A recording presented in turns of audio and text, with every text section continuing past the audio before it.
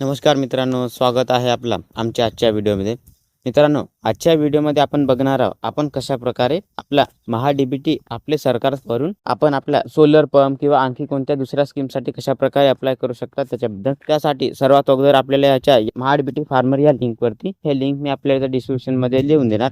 या लिंकवरती आल्यानंतर आपल्यासमोर याप्रमाणे इंटरफेस येऊन जाणार. तर सर्वात अगोदर आपल्याला इथं आपल्याला लॉगिन करायचं आहे. लॉगिन करण्यासाठी आपल्याकडे फार्मर आय-डी असणे आवश्यक आहे. तर लॉगिन करण्यासाठी आपल्याला इथं अर्जदार लॉगिनवरती क्लिक करायचं आहे. मग आपल्यासमोर याप्रमाणे हे महत्त्वाचे मुद्दे येऊन जाणार.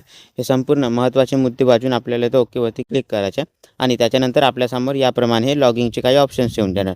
इथं तर आपल्याला लॉगिंगसाठी हे 3 ऑप्शन दिलेले आहे. आपण जर आपल्या फार्मर आय-डीने लॉगिन करत असाल तर आपल्याला इथं या वैयक्तिक शेतकरीवरती क्लिक करून इथं आपल्याला आपली फार्मर आय-डी द्यायची आहे आणि आपण जर आपल्या शेतकरी गटाने जर आपल्या लॉगिन करसाल तर आपल्या या शेतकरी गटावरती क्लिक करून आपला शेतकरी गट द्यायचा आणि आपण जर आपल्या आधार कार्डवरून आपला लॉगिन करत असाल तर आपल्याला या आधार कार्डवरती क्लिक करून इथं आपल्याला आपला आधार कार्ड नंबर द्यायचा आणि त्याच्यानंतर इथं OTP पाठवावरती क्लिक करून OTP देऊन आपण इथं लॉगिन करू शकता.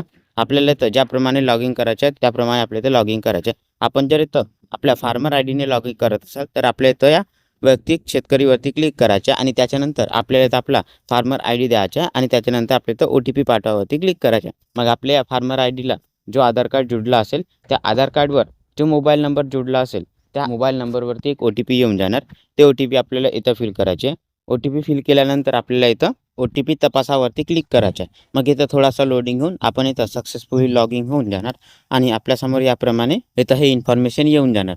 आपण इथं बघू शकता आपली प्रोफाईल हे 50% पर्यंतच कंप्लीट झालेले आहे. तर सर्वात अगोदर आपल्याला आपली हे प्रोफाईल 100% पर्यंत कंप्लीट करायचे. त्याच्यासाठी इथं खाली आपल्याला आपली इन्फॉर्मेशन द्यायचे. या पेजवरती आपली काही वैयक्तिक माहिती अगोदरच आलेली आहे. त्याच्यानंतर आपल्याला इथं खाली जात श्रेणी आणि अपंगत्वाचा ऑप्शन दिलेला आहे. तर आपल्याला इथं या ऑप्शनवरती क्लिक करून नेक्स्ट पेजवरती यायचं आहे आणि या पेजवरती आपल्याला आपली जात श्रेणी आणि अपंगत्वाचे डिटेल्स द्यायचे. सर्वात अगोदर इथं आपल्याला जात वैवारीमध्ये आपली जे जात असेल ते जात आपल्या इथं सिलेक्ट करायचे आणि त्याच्यानंतर इथं आपल्याला आपल्या इथं जातीच्या प्रमाणपत्र म्हणजेच आपली कास्ट सर्टिफिकेट अपलोड करायचे. त्याच्यासाठी आपल्याला इथं चूज फाईलवरती क्लिक करायचं आणि आपण आपली हे कास्ट सर्टिफिकेट जिथं कुठं ठेवले असेल तिथून आपल्याला सिलेक्ट करायचे. सिलेक्ट केल्यानंतर आपल्यासमोर याप्रमाणे हे कागदपत्र यशस्वीरित्या अपलोड केले म्हणून याप्रमाणे हा मेसेज येऊन जाणार. त्याच्यानंतर आपल्या इथं ओकेवरती क्लिक करायचं आणि इथं आपली हे कास्ट सर्टिफिकेट सक्सेसफुली अपलोड होऊन जाणार. आपण इथं बघू शकता इथं आपल्या फाईलचं नाव आणि आपल्याला जर हे आपली कास्ट सर्टिफिकेट ओपन करून बघायचं असेल तर आपल्याला तिथं व्ह्यू डॉक्युमेंटचा ऑप्शन दिलेला आहे आणि जर डिलीट करायचं असेल तर इथं डिलीटचा पण ऑप्शन दिलेला आहे. त्याच्यानंतर इथं खाली वैयक्तिक अपंगत्वाबद्दल विचारला आहे. तर आपण कोणत्या इथं अपंगत्वामध्ये येत असाल तर आपल्या इथं यसवरती क्लिक करायचं आणि त्याच्यानंतर आपल्या इथं आपला तो अपंगत्वाचा सर्टिफिकेट डिसेबिलिटी सर्टिफिकेट अपलोड करायचे आणि आपण जर कोणत्या अपंगत्वामध्ये येत नसाल तर आपल्याला इथं फक्त नोवरती क्लिक करायचे. त्याच्यानंतर हे संपूर्ण इन्फॉर्मेशन दिल्यानंतर आपल्या इथं सेव्हवरती क्लिक करायचे. मग आपल्यासमोर याप्रमाणे हे आपल्या वॉर्निंगचा एक मेसेज येऊन जाणार. तर आपल्या इथं या ओकेवरती क्लिक करायचं आणि आपण इथं बघू शकता आपली प्रोफाईल आहे 100% पर्यंत कंप्लीट झालेली आहे. त्याच्यानंतर आपल्याला इथं आपल्या बँकेची डिटेल्स द्यायचे. त्याच्यासाठी डाव्या साईडला खाली बँक तपशील अपडेट करायचा ऑप्शन दिलेला आहे. तर इथं हे आपली डिटेल्स आपल्या आधार कार्डनुसार आपल्या आधार कार्डला जो बँक नंबर जुडला असेल त्याची डिटेल्स इथं येऊन जाणार आणि इथं जर डिटेल्स नाही आली तर आपल्या इथं ते फिल करायचे. सर्वात अगोदर आपल्याला इथं आपला बँकेचा अकाउंट नंबर द्यायचा आणि त्याच्यानंतर आपल्या इथं आपल्या IFSC कोड द्यायचा आहे. IFSC कोड दिल्यानंतर इथं ॲटोमॅटिकली शाखेच्या नावामध्ये आपल्या शाखेचं नाव येऊन जाणार. याप्रमाणे इथं आपल्याला आपल्या बँकेचे डिटेल्स द्यायचे. हे सर्व डिटेल्स दिल्यानंतर आपल्याला इथं आपल्या स्कीमसाठी अप्लाय करायचे. त्याच्यासाठी आपल्याला इथं घटक अर्ज करावरती क्लिक करायचं आहे. मग आपल्यासमोर याप्रमाणे इथं हे इंटरफेस येऊन येणार. तर आपल्याला इथं अनुसूचित जाती व जमाती प्रवर्गासाठी येथे विशेष योजनाचा ऑप्शन दिलेला आहे. तर आपल्याला इथं या बाबी निवडावरती क्लिक करायचं आहे. मग आपल्यासमोर याप्रमाणे हे ऑप्शन निवडाचे ऑप्शन येऊन जाणार. इथं सर्वात अगोदर आपले काही इन्फॉर्मेशन येऊन जाणार. इथं आपला तालुका येऊन जाणार. त्याच्यानंतर इथं गाव शहरमध्ये आपली शेती जिथं कुठे असेल ते शेती आपल्याला इथं सिलेक्ट करायचं आणि त्याच्यानंतर इथं त्या शेतीनुसार इथं आपली ऑटोमॅटिकली फार्मर आय-डी येऊन जाणार.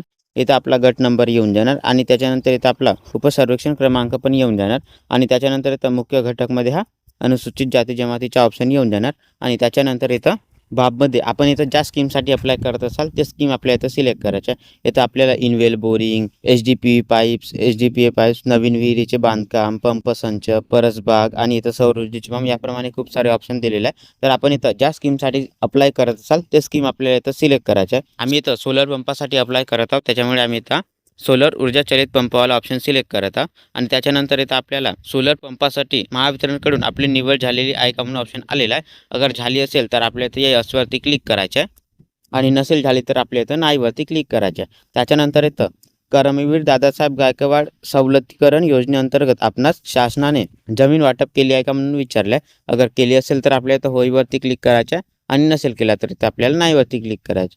त्याचप्रमाणे इथं खाली आपल्याला सन 2001 नंतर मला 3 रे अपत्य झालेली नाही असा ऑप्शन दिलेला आहे. अगर आपल्याला 2001 नंतर आपल्याला 3 अपत्य झाले नसतील तर आपल्या इथं या होईवरती क्लिक करायचं आणि 3 अपत्य झाले असतील तर आपल्या इथं या नाहीवरती क्लिक करायचे. याप्रमाणे आपल्या इथे संपूर्ण इन्फॉर्मेशन द्यायची आहे आणि त्याच्यानंतर आपल्या इथं खाली हे काही इन्फॉर्मेशन दिलेली आहे. हे इन्फॉर्मेशन संपूर्ण वाचून आपल्या इथं या बॉक्सवरती क्लिक करायचं आणि त्याच्यानंतर आपल्या इथं या जतन करावरती क्लिक करायचं. मग आपल्यासमोर याप्रमाणे आपला फॉर्म सक्सेसफुली सबमिट होऊन जाणार आणि आपल्यासमोर याप्रमाणे हे काही इन्फॉर्मेशन येऊन जाणार आणि आपण हा भरलेला फॉर्म इथं खाली आपण बघू शकता. त्याचप्रमाणे आपल्याला इथं आणखी कोणत्या स्कीमसाठी अप्लाय करायचं असेल तर आपण इथं या स्कीमसाठी अप्लाय करू शकता. इथं आपल्याला हे बहुत सारे ऑप्शन दिलेले आहे. तर स्कीमसाठी अप्लाय केल्यानंतर आपल्याला इथं या स्कीमचा पेमेंट करायचं आहे. पेमेंट करण्यासाठी आपल्याला इथं या खाली ह्या मेन्यूवर जायचा ऑप्शन दिलेला आहे. तर आपल्याला इथं या मेन्यूवर जावरती क्लिक करायचं आहे. मग आपल्यासमोर याप्रमाणे हा इंटरफेस येऊन जाणार. तर इथं आपल्याला अर्ज सादर करायचा ऑप्शन दिलेला आहे. तर आपल्याला या अर्ज सादर करावरती क्लिक करायचं आणि नेक्स्ट पेजवरती आपल्यासमोर याप्रमाणे हे काही इन्फॉर्मेशन येऊन जाणार. तर आपण जो आत्ता फॉर्म फिलअप केला त्याची इथे इन्फॉर्मेशन येऊन जाणार. आपण इथं या पहावरती क्लिक करून त्याची इन्फॉर्मेशन चेक करू शकता आणि त्याच्यानंतर आपल्याला इथं हे खाली काही इन्फॉर्मेशन दिली आहे. तर या इन्फॉर्मेशनला वाचून या बॉक्सवरती क्लिक करून आपल्याला इथं पे ॲप्लिकेशन फीजवरती क्लिक करायचं आहे. मग नेक्स्ट पेजवरती आपल्याला इथं आपला किती पेमेंट करायचं आहे त्याची इथं संपूर्ण इन्फॉर्मेशन येऊन जाणार.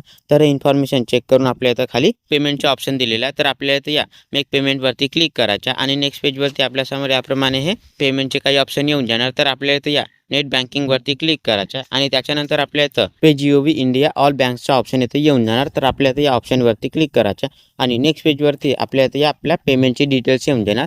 हे डिटेल्स चेक करून आपल्या इथं प्रोसीड फॉर पेमेंटवरती क्लिक करायचं आणि मग इथं थोडासा लोडिंग होऊन आपल्यासमोर याप्रमाणे आपल्याला पेमेंटचे काही ऑप्शन्स येऊन जाणार. इथं आपल्याला credit, debit card, net banking, UPI आणि वॉलेटचा हे ऑप्शन आलेला आहे. तर आपण इथं ज्याप्रमाणे आपला पेमेंट करत असाल त्याप्रमाणे इथं आपल्याला पेमेंट करायचं आहे. आपण जर इथं आपल्या UPI QR कोडने पेमेंट करत असाल तर आपल्याला त्या UPI वरती क्लिक करायचं आहे. मग आपल्यासमोर याप्रमाणे आपला QR कोड येऊन जाणार. तर आपण इथे या QR कोडला स्कॅन करून आपला पेमेंट करू शकता. पेमेंट केल्यानंतर इथं थोडासा लोडिंग होऊन आपला पेमेंट सक्सेसफुली होऊन जाणार आणि आपल्यासमोर याप्रमाणे इंटरफेस येऊन जाणार. तर आत्ता जो आपण आपला हा पेमेंट केला त्याची हे रिसिप्ट आहे. तर आपल्याला याची प्रिंट काढायची असेल तर आपण याची प्रिंट काढू शकता किंवा आपल्या मोबाईल, लॅपटॉप किंवा PC पण याला सेव्ह करून ठेवू शकता. तर मित्रांनो, अशा प्रकारे आपण आपल्या सोलर पंप, नवीन विहीर किंवा इनवेल बोरिंगचा किंवा पंप सेट फॉर्म इथं फिलअप करू शकता. आपल्या इथं खूप साऱ्या स्कीम दिलेल्या आहे आणि आपल्याला जर हा व्हिडिओ आवडला असेल तर आमच्या व्हिडिओला लाईक आणि अशाच प्रमाणे व्हिडिओ पाहण्यासाठी आमच्या चॅनलला सबस्क्राईब करायला विसरू नका.